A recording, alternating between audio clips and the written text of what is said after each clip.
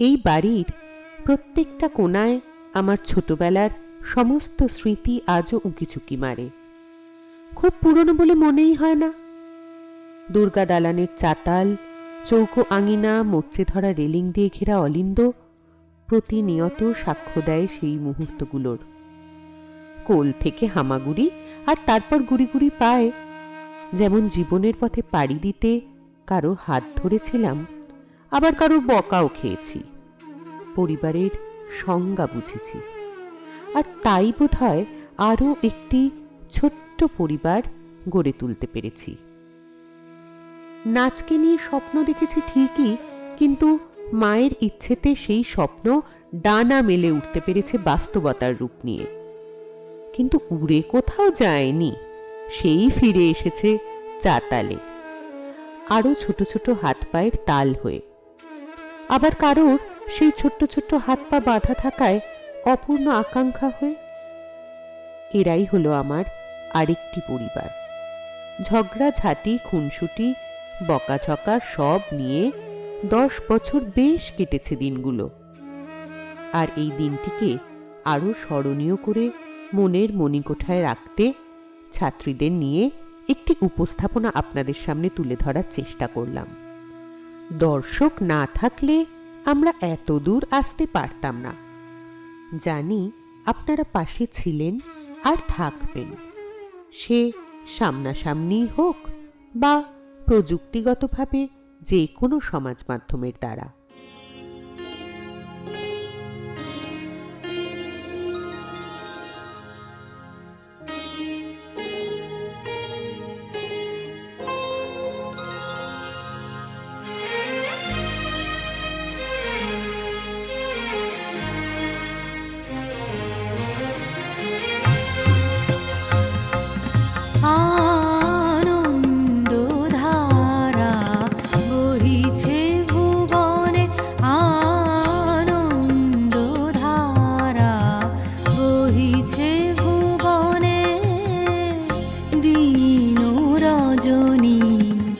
কত অমৃত রস উথলি যায় অনন্ত গগনে, আনন্দ ধারা বহিছে ভুবনে, আনন্দ ধারা বহিছে ভুবনে।